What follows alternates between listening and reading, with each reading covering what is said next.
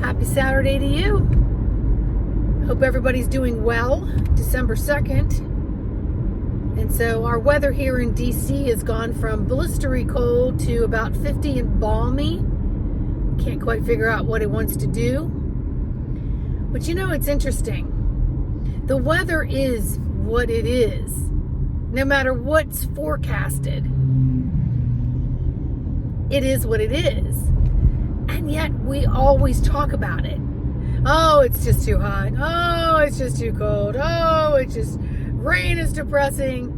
But yet you choose to live in a state that has nothing but rain. I mean, come on. Come on. That's what I consider the nonsensical stuff that stays up here, because the weather is what it is, no matter what it's forecasted. It is what it is.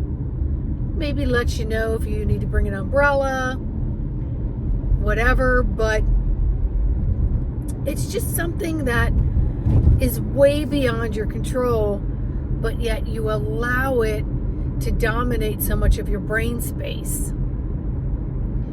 And so it overloads other space that could be of more priority or of quality for you. So it's just taking up precious room in your cellular membranes. Yeah. So things get pretty crowded up there, and what's up there gets transferred into the physical. What's here in the emotional gets transferred to the mental and the physical. And after a while, it bogs you down. It gains weight with time. I read something this morning, time heals all things. Not unless you've gone through the frame by frame of what it is that you're holding on to that could be affecting your physical, that you may not have in your mental frontal lobe, your conscious mind, because it's all sitting in there in this distorted storage unit. You know, and a prime example of that is when you clean out your closets and your drawers and you realize that you've just been living off what's been on top. And then you're like, there's that shirt, or there's that other missing sock, or there's that blouse or that jacket I've been looking for was crammed way back in the back of my closet.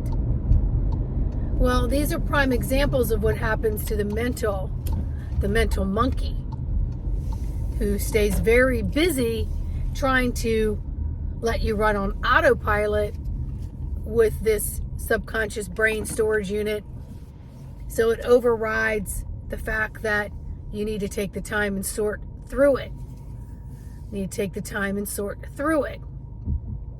So stop wasting precious space worried about the weather, worried about what someone else is talking about, worried about, oh, I heard this.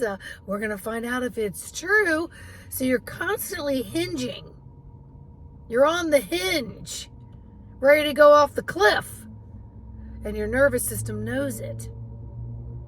And your nervous system is trying to tell you, please, I can't help the pancreas. I can't help the liver. I can't help the gallbladder. I can't help the stomach acids. I can't help the palpitations. I can't help the open trap door of the adrenals. I can't get these messages to you because I'm overloaded. Just trying to keep you in upright position of breathing in some way, alive.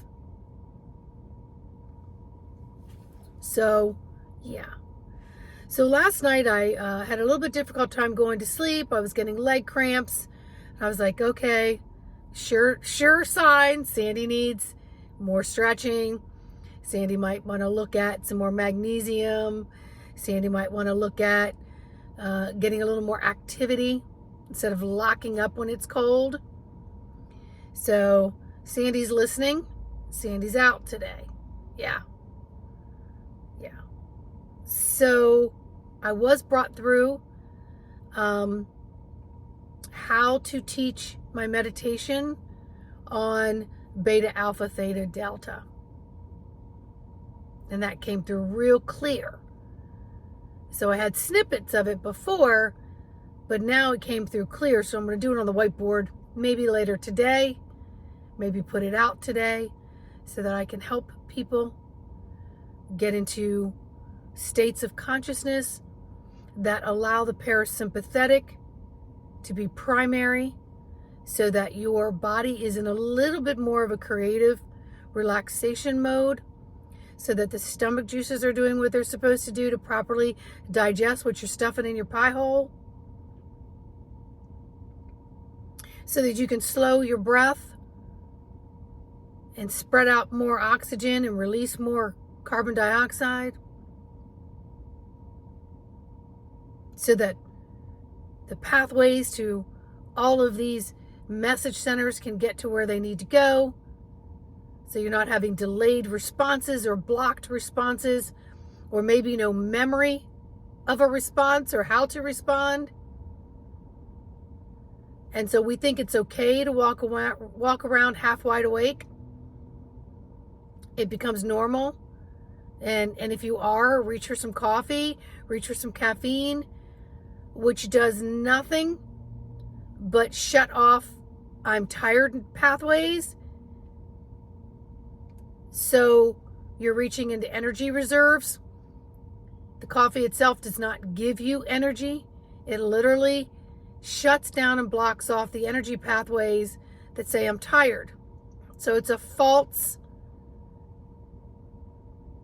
awakeness. Yeah, you're falsely awake. You're living in false awakeness. So we have to really, as we're moving into this season, paying attention to what it is that we're ingesting mentally, physically, emotionally, etherically, in order to be more spiritual in whatever our belief systems are. And not to be afraid to keep wiping off that whiteboard, starting over. To step away from your desk, to step away from the crowds, step away from your children, your relationships, step away. Have a little bit of a sabbatical, a little bit of a mental break from everything coming at you, so that you can get your starter system rebooted, can get your battery charged, so that it's available to you when you need to rev up and when you need to slow down. And your battery is what? Your inner barometer, your inner temperature gauge of what's going on internally and externally.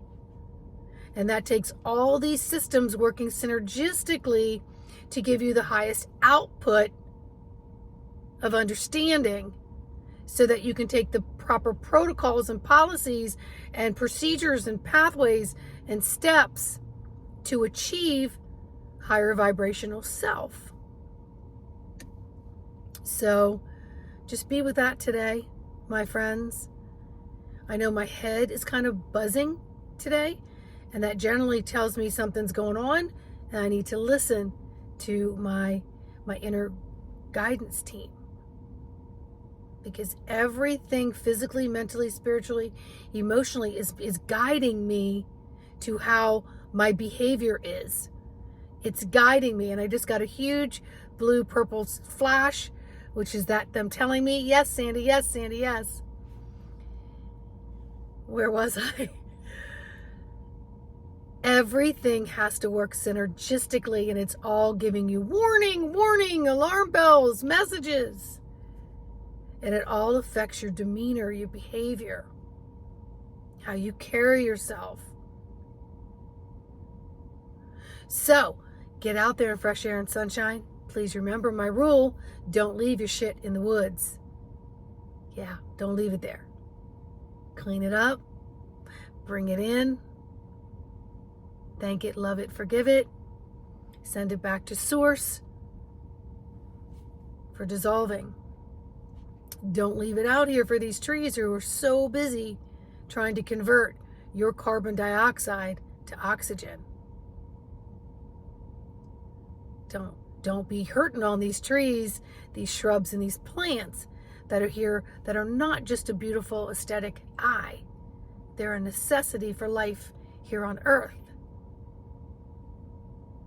So even if you're out there and you're paying attention and you're sending it back to source, take a moment maybe to pick up what everyone else has left and say, hey, listen, in my vicinity, whatever has been left here by anyone else that is not for the highest good of anything out here, nature-wise, etc., I bring it in, I give it love, I give it forgiveness, and I send it back to source.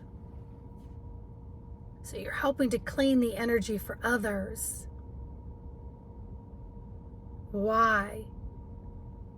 Because you love yourself and you love others. Yeah. It all comes down to that simple 4-letter word of love. And when you really love, you have nothing but respect and honor for everything. Everything. Yeah. And when you're in that space, people's mood swings and barometers that are off the charts don't faze you as much. And then you may be able to say, oh boy, that person's having a tough day. Well, I'm just going to maintain my core. I'm going to maintain my core stability. I'm going to stop, drop, sit, connect with my breath. Stop, drop, sit, connect with my breath. Stop, drop, sit, connect, be aware, expand, contract. Bring everything into full frontal consciousness and awareness so it can be reset and adjusted and tweaked so you can be the best you can be. All right? Please like, subscribe, and share. Leave me a message on how you're doing. See you on the next video.